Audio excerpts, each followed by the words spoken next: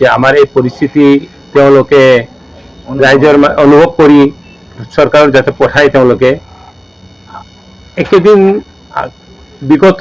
5 দিনৰ পৰা আমি যি হাৱেত ইনসিডেন্ট হল তাৰ কাৰণে আমি খুব দুঃখিত ভৱিষ্যতে এনেকুৱা দুৰ্ঘটনাৰ পৰা কেনেকৈ ৰেহাই পাব লাগে কেনেকৈ আমি বাচিব লাগে হেতুৰ কোনো অলপ বিশেষ পৰিস্থিতি হিচাপে চৰকাৰে গ্ৰহণ কৰিব লাগে তাৰ মাজতেই সেইদিনাখন চৰকাৰৰ এটা নিৰ্দেশ আহিল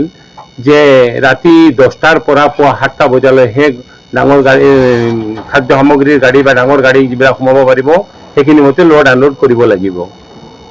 2-3 দিন যোৱাৰ পিছত লেবাৰ বিলাকৰ কিছু আমাৰ শ্ৰমিক সন্থাৰ মানুহবিলাক আহিল আহি ফেলে তেওঁলোকে নিজৰ দুখ অনুভৱ কৰিছে আমাৰ লগত যে চাওক আমি কেনেকে পাৰিম আমাৰো ফ্যামিলি মেম্বাৰ আছে আৰু যদি আমি এনেকে হলে আমি তো মৰি যাম আৰু নিশ্চিত যি কাম আপোনাৰ 8 ঘণ্টাত কৰিব লগা কাম যদি 3 ঘণ্টাত তেওঁলোকে কৰিব লগা হয় তেওঁলোকৰ মানুহ হেৰিটো নহয় আৰু মেচিনৰ ৰেষ্ট লয় সেইটো মানুহ তেতিয়া আমি পৰহি উপায়ুক্ত মহোদয় লগ ধৰি আহিলো চেম্বাৰ অফ কমাৰ্চ শ্ৰমিক ইউনিয়ন আৰু ট্ৰাক ইউনিয়নৰ পৰা তেতিয়া আমি উপায়ুক্ত মহোদয়ক আমি নিজৰ স্থিতি হিচাপে অৱগত কৰালো উপায়ুক্ত মহোদয় কৈছে যে মই এতিয়া এইটো বিষয়ে ক'ব নোৱাৰো আপুনি কিছুদিন এনেকে চলক এইটো চলক মানে মানুহে কেইদিন চলিব পাৰিব 2 দিন 3 দিন বিশেষ পৰিস্থিতি হিচাপে আমি সক্ষম কৰিব পাৰো কিন্তু অনিশ্চিতকালেতো আমি এইটো নোৱাৰো নহয় তেতিয়া আমি অলপ হেৰি কৰিলো পিছত আমাৰ শ্ৰমিক ইউনিয়নৰ পৰা আমাক ক'লে যে আমি এটা কাম কৰিব নোৱাৰো তে আমি শ্ৰমিক ইউনিয়নৰ অধ্যক্ষ মহোদয় সেক্ৰেটাৰী মহোদয়ৰ লগত আমি বহি ফেলে কথা হলো তেতিয়া তেওঁ এটা আমাক সভাত আহ্বান কৰি ফেলে তেওঁলোকে মাতিছে আৰু আমি তেওঁলোকৰ লগত আহিছো আৰু আমি তেওঁলোকৰ সহযোগী হ'ব লাগিব যেতিয়া শ্ৰমিক নহব তেতিয়া আমি দোকান কেনেকৈ চলাম আমাৰ কৰ্মচাৰী নহলে আমিতো দোকান চলাব নোৱাৰো কোনটো সময় নিৰ্ধাৰণ কৰিছে সেই কাৰণে আমাৰ যিবিলাক শ্ৰমিক বিলাক আছে তেওঁলোকৰ অসুবিধা হোৱাৰ কাৰণে আমি চৰকাৰক প্ৰশাসনক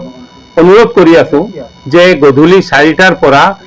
পুৱা 7টা বজালৈ আপোনালোকে আমাক 8টা বজালৈ সৰি গধূলি 4টা বজাৰ পৰা পুৱা 9টা বজালৈকে আপোনালোকে আমাক ৰেহাই দিয়ে যাতে আমাৰ শ্ৰমিকও কষ্ট নাপায় আৰু আমাৰ কামবিলাক সুচাৰুৰূপে চলি থাকে আমি উপায়ুক্ত মহোদয়ক জনাইছো যে লাহে লাহে টাউনৰ ভিতৰত খাদ্য সামগ্ৰীৰ অলপ স্কেৰচিটিৰ পজিশন আহিছে ট্ৰাক বিলাকো আহিব নোখোজে কাৰণ যিবিলাক ট্ৰাক আহিছে তেওঁলোকে 7টাত যদি খালি কৰি যায় খালি ট্ৰাকৰ ফটো তোলে আৰু তেওঁৰ পৰা ফাইন কটা যায় তেতিয়া তেওঁলোকৰ ট্ৰাক বিলাকো এতিয়া নলবাৰী নামত আহা বন্ধ কৰি দিছে একদিন আহিল 2 দিন আহিল তেওঁলোকে নাহে আৰু তে আমি উপায়ুক্ত মহোদয়ক জনালো যে এইটো পৰিস্থিতি আপনি হৈ আছে আৰু অসামৰিক যোগান বিভাগক আমি এইখিনি জনাই আহিলো যে যাতে এইটো ভৱিষ্যতে আপুনি অৱগত থাকক যাতে আমিও অসুবিধা নহয় আৰু আমি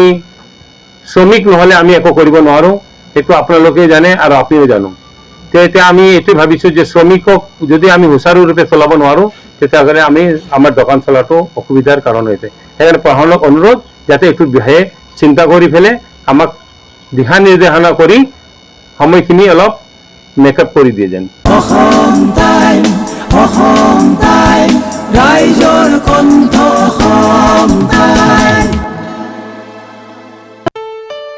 ঘৰত আনন্দ আৰু সম্পৰ্কৰ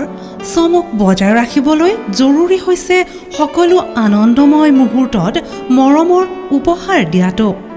সেইবাবে মধুশ্ৰী জুৱেলাৰ্ছে আনিছে সকলো ৰঙীন ক্ষণৰ বাবে বিশেষ গহনা হীৰাৰে হওক সোণৰে হওক বা ৰূপৰে হওক শ্ৰেষ্ঠ ডিজাইনছ আৰু হলমাৰ্কযুক্ত গহনাই ৰাখে সম্পৰ্কক নিখুঁত তেনেহ'লে আজিয়ে আনক আনন্দ মধুশ্ৰী জুৱেলাৰ্ছৰ সৈতে যোগাযোগ কৰক 7002800341 নাইবা ভিজিট কৰক LNB ৰোড নলবাৰী অসম